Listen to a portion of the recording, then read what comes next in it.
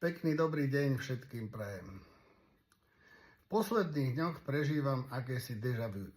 Nie je tomu tak dávno, kedy som hovoril o ožratom americkom vojakovi, ktorý s nožom v ruke ohrozoval jedného obyvateľa Banskej Bystrice.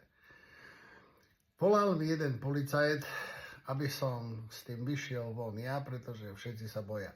Nechceli o tom referovať médiá ani policajný zbor.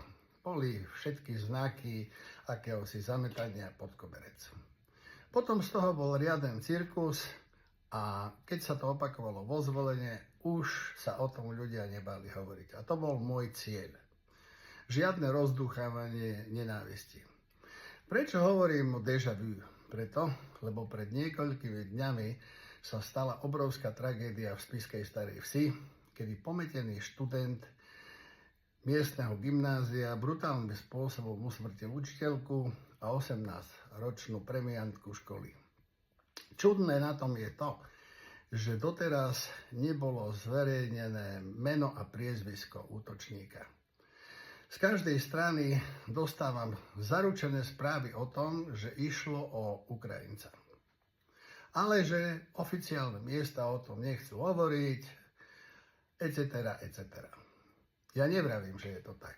Prečo som zverejnil, respektíve zdieľal taký text, kde nejaká pani tvrdila, že ide o Ukrajinca. Odvtedy ma kontaktovalo x ľudí, ktorí tvrdia, že majú známych na kriminálke a tým to povedali, že je to tak, ale ich zároveň požiadali, aby si to nechali pre seba, lebo sa boja o svoje miesta.